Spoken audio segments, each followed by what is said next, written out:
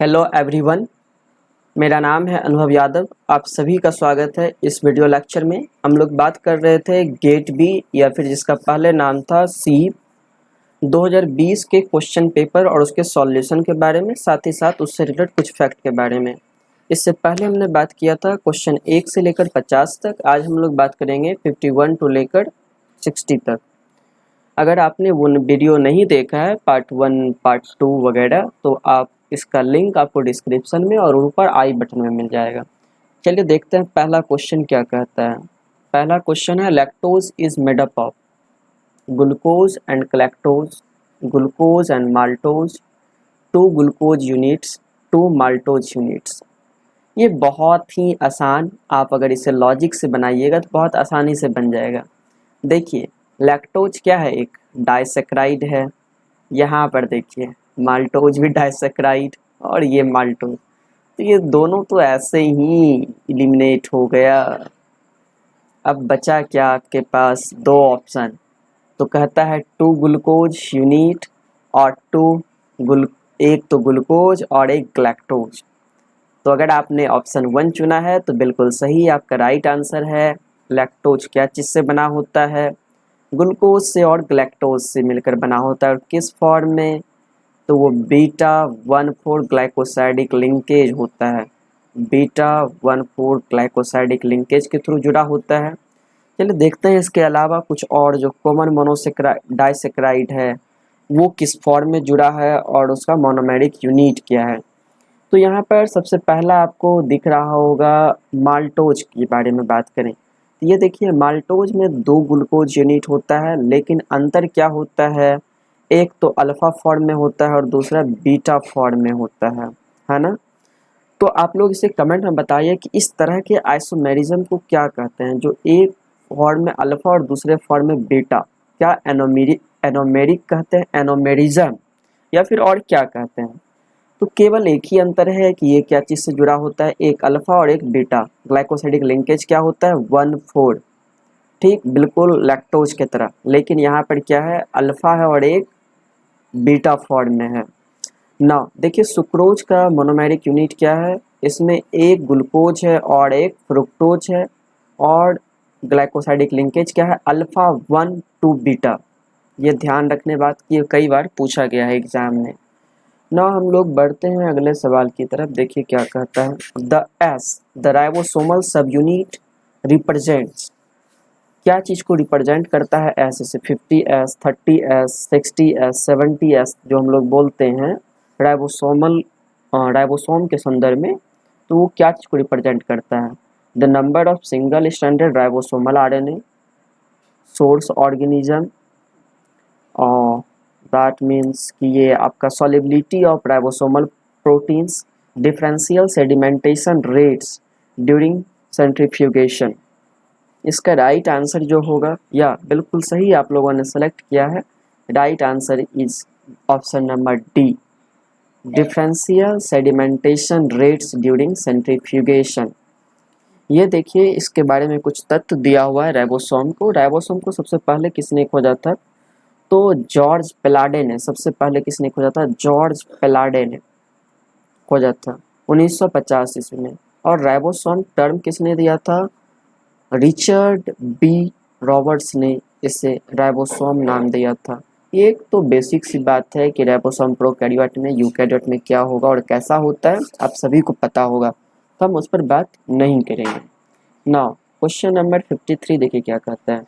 3 pipes A, B and C can fill a tank from empty to full in 30 minutes, 20 minutes and 10 minutes respectively. When the tank is empty, all the 3 pipes are opened. The time required to fill the tank in minute will be। देखिए क्या कहता है कि 3 pipe है, एक उसको कितना देर में भर पाता है, 30 मिनट में, एक 20 मिनट में और एक 10 मिनट में। तो अगर सबकी बात करें तो टोटल वर्क कितना हो गया, तो हम बात करेंगे 60 हो गया।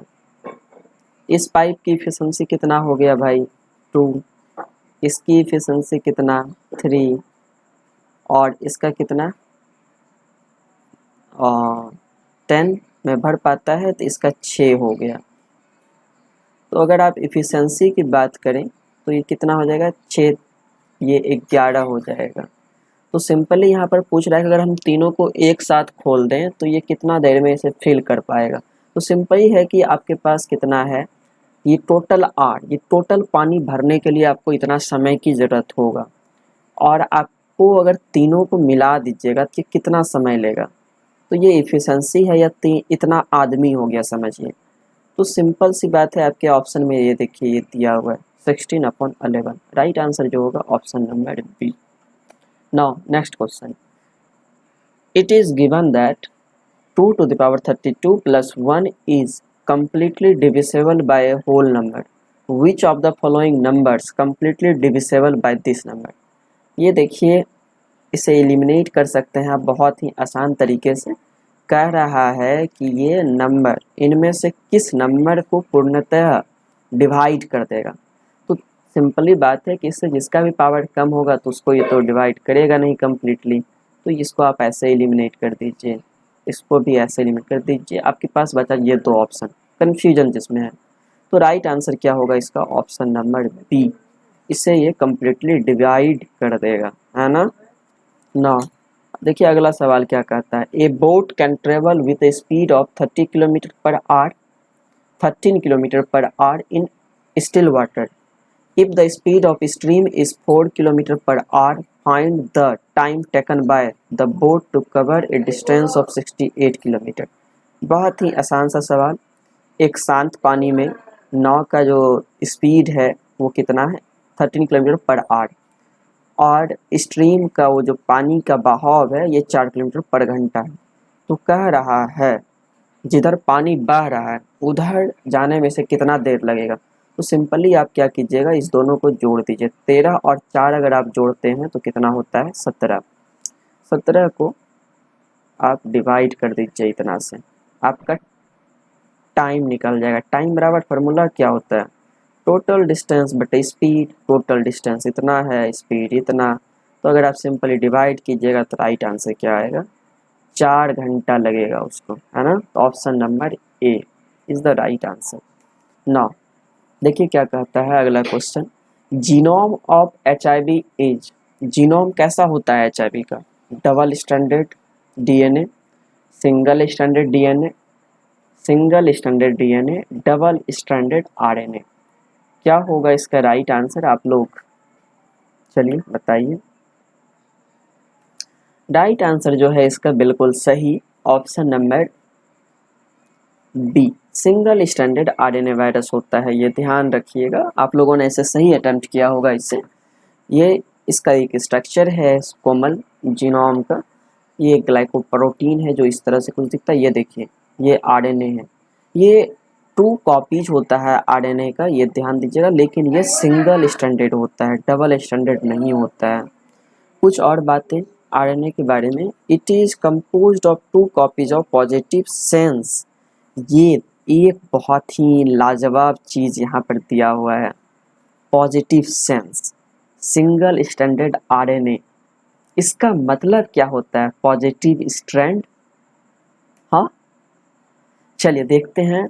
और एक बात, ये किस फैमिली से आता है और ये किस जीनस से आता है HIV वायरस, तो ये रेट्रो वायरस से आता है, एक सब ग्रुप है इसका ये वायरस है।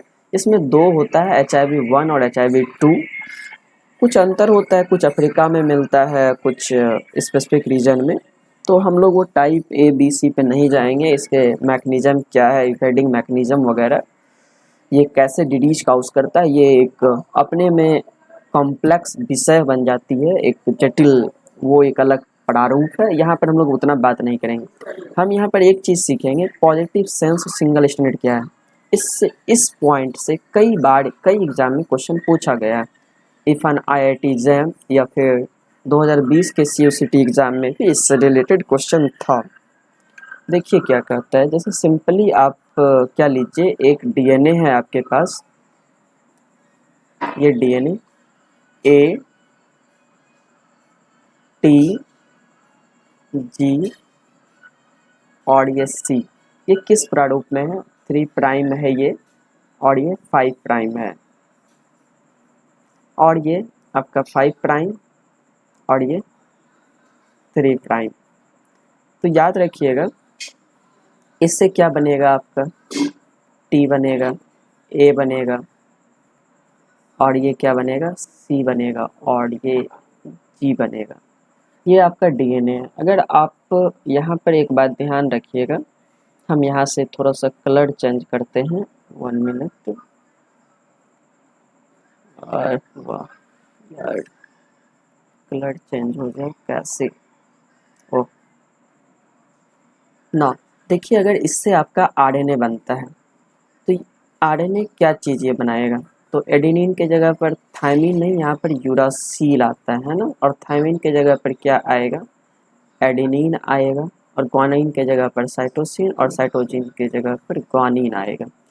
तो इसको हम लोग जो बोलेंगे एंटीसेंस बोलेंगे, या नॉन कोडिंग DNA स्ट्रैंड। ठीक है, नॉन कोडिंग DNA स्ट्रैंड का जो सीक्वेंस होता है वो 3 प्राइम टू 5 प्राइम होता है ना। तो इसका स्ट्रैंड क्या हो जाएगा, ये जो हो जाएगा 5 prime to 3 prime, 5 prime to 3 prime, ये आपका RNA हो गया। इससे आपका प्रोटीन बनेगा। ओके, या फिर इसको हम लोग इस DNA को टेम्पलेट DNA भी बोलते हैं। दूसरा है आपका जो 5 प्राइम टू 3 प्राइम है, इसको हम लोग कोडिंग DNA बोलते हैं।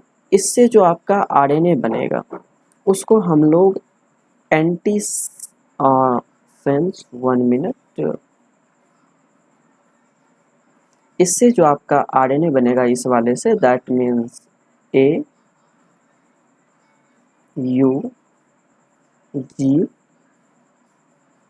C, ये क्या कहलाएगा, आपका एंटीसेंस mRNA कहलाएगा। इससे आपका प्रोटीन नहीं बनेगा और इसको माइनस स्ट्रैंड बोलेंगे हम लोग, माइनस स्ट्रैंड, और इस वाले को प्लस स्ट्रैंड हम लोग बोलेंगे। तो यहाँ पर आपको अगर कन्फ्यूजन आ रही है तो आप इसे वीडियो पॉज करके आप इसे अस्थिर से पढ़िए, बिल्कुल समझ में आ जाएगा।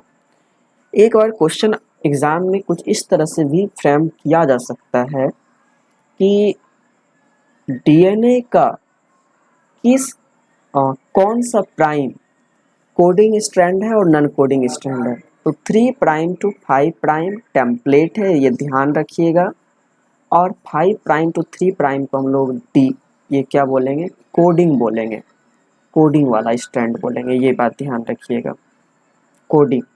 और mRNA में बिल्कुल उल्टा होता है इसका। ठीक है, ये 5 प्राइम टू 3 प्राइम जो mRNA सीक्वेंस होगा उसको हम लोग सेंस ट्रांसक्रिप्ट या फिर प्लस वाला पार्ट बोलेंगे।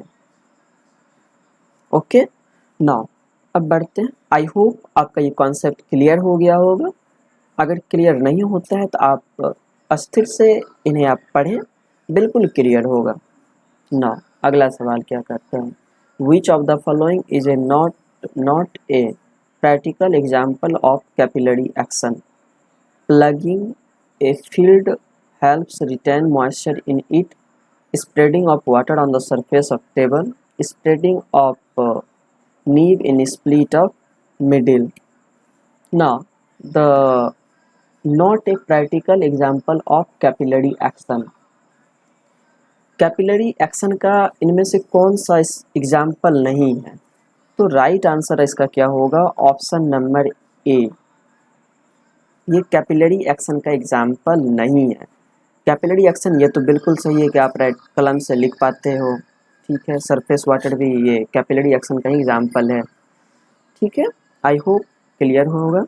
ना अगला क्वेश्चन क्या कहता है, in organic chemistry Williamson synthesis is used for the synthesis of, किस चीज़ के लिए हम लोग यूज करते हैं इस इक्वेशन का, तो राइट आंसर क्या होगा इसका, ईथर का यूज कर, ईथर को बनाने में हम लोग इसका क्या करते हैं, इस इक्वेशन का यूज करते हैं।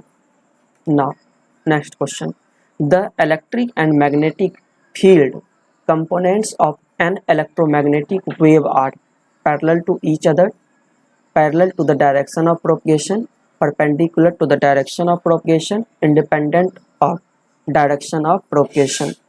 तो इसका राइट आंसर क्या होगा, option number C is the right answer. Now next question, which of the following is composed of only one element. वाह, बहुत ही आसान सवाल। चलिए, यह देख सकते हैं ये क्या है। यह बिल्कुल ब्रास है, कांसा जिसको हम लोग कहते हैं। ये oh sorry, 1 minute, oh sorry sorry, देखिए हमने भी गलती कर दिया इसे देख कर ही ना। विच of the following is composed of only one element. तो केवल प्योर फॉर्म में आपको यहाँ पर क्या मिलेगा, डायमंड मिलेगा। बिल्कुल ये नहीं होगा, है ना। रस्ट तो बिल्कुल नहीं होगा क्योंकि इसमें और भी बहुत चीज़ें होता है। तो option number A is right answer. ना कुछ फैक्ट दिया हुआ है क्या क्या चीज़ का एलॉय है। तो ये कॉपर और जिंक को मिलाकर क्या बनाया जाता है, ब्रास। आप लोगों के लिए एक होमवर्क कि आप लोग कमेंट में बताइए कि ये इसका परसेंटेज क्या होता है कांसा में, कॉपर का और जिंक का ना। ये सीमेंट का कुछ ये सारा इसमें मिक्सचर हो सकता है, क्या प्रपोर्शन होगा ये डिपेंड करता है सीमेंट किस क्वालिटी का होगा, है ना। इसके अलावा और कुछ नहीं। डायमंड के बारे में कुछ इम्पॉर्टेंट चीज़ें, डायमंड कैसा होता है स्ट्रक्चर, ऑक्टाहाइड्रल होता है ना, आइसोट्रॉपिक होता है ना। Thank you for listening.